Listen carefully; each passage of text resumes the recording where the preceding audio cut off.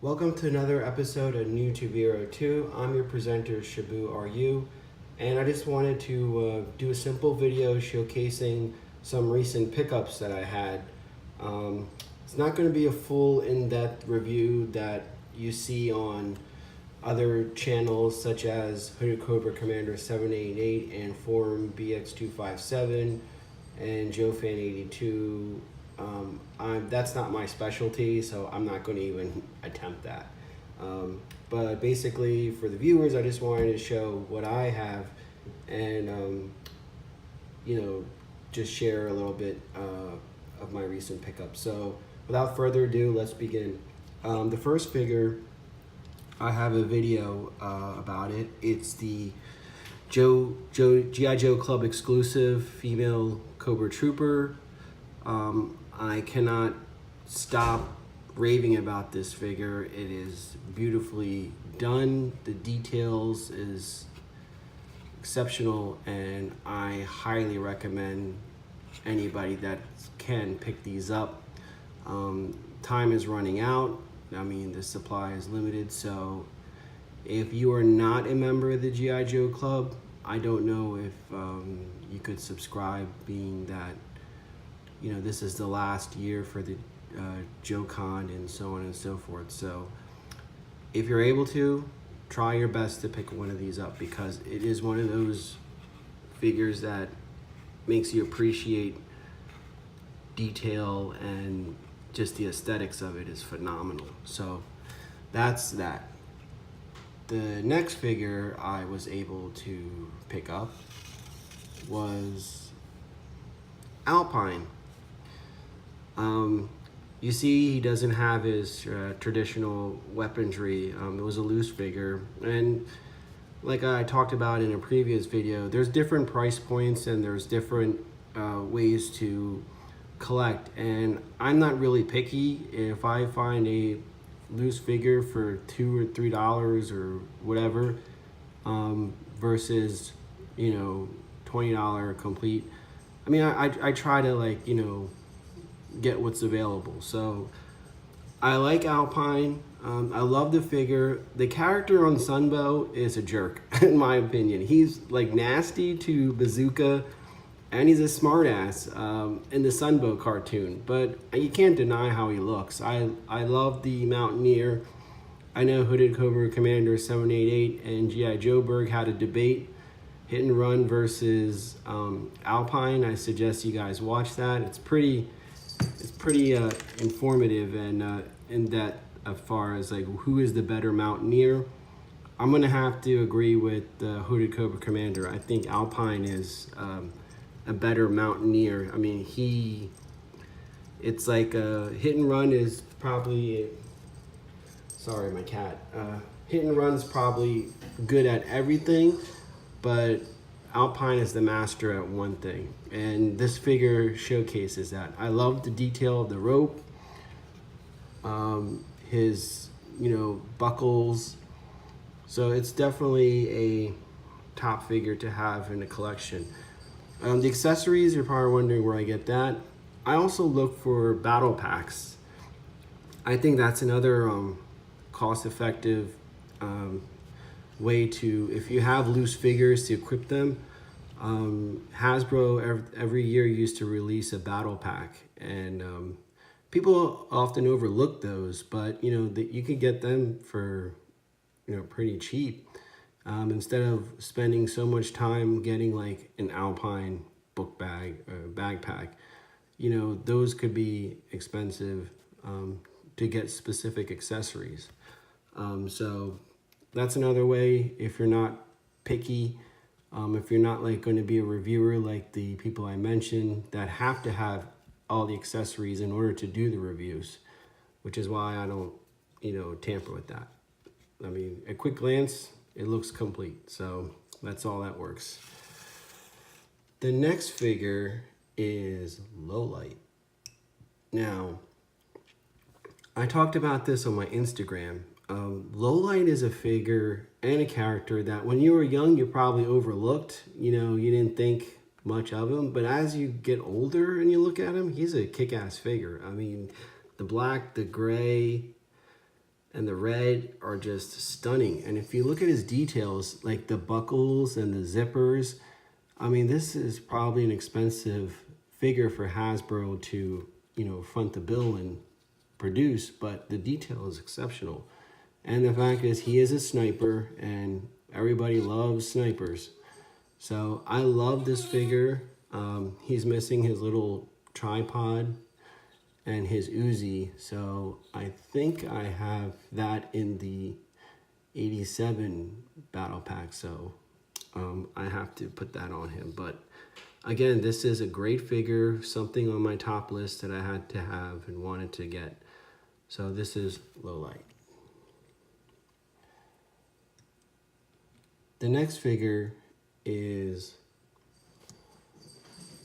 my first Iron Grenadier. I have him in the Hail Destro pose, but this one is, again, I didn't have much of Destro's team, so the Iron Grenadiers, so I wanted to, and I love the red, the black, and the gold. I think that's the stunning color combination. So I was able to find one, and he had the sword. He didn't have his gun, so I was able to pick that up. And I think, again, it's a beautiful figure. I love the detail. I love the colors, and it's something that I am happy to have in my collection. So that's the Iron Grenadier. The next figure is Jinx. Jinx is interesting in the sense that she is the only figure with nail polish. And what I like is that she has a very simple outfit, a ninja outfit. She's not made up to be sexy or whatever. She is a ninja. And even though, I just think that Hasbro did a good job of keeping it, what she is and not trying to pretty her up or whatever. It is a figure. She is a ninja. She's in covert operations. They just kept it simple. And again, I love the red and black. Being a Rutgers grad, I love red and black. And the interesting about Kim Arasaki, I can't pronounce her name, is that she's Storm Shadow's cousin. Now, she also appeared in her own silent comic book. Everyone talks about issue number 21, but Jinx stars in her own silent comic book. And people often overlook that, but it's actually a very, very good comic in itself. And it was the second one. Of course, no one remembers number 2, but I would make a note of that issue and definitely try to pick it up because you'll be pleasantly surprised. Her story is she was trained by the Blind Master, and she actually trained Billy when Billy, Cobra Commander's son, was on his quest. So she is part of the famous ninja clan, and she's Storm Shadow's cousin. And again, I love this figure. It's just something I had when I was a kid. I do remember having Jinx. The next figure is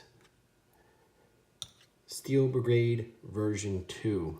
I'm going to talk about this figure a little bit later, but it is a Black Major figure. It's not Hasbro. So again, how he does this is it's like an artist. So nobody, unless you're like a pro, you could pick one up and see the difference, but just a novice at quick glance, you would not know. I just can't believe that. He even says it on his butt, Black Major. That's what I was trying to say. But this is phenomenally done. Great detail. Just a beautiful figure. And again, I like to say that this is me, because that's what it's about.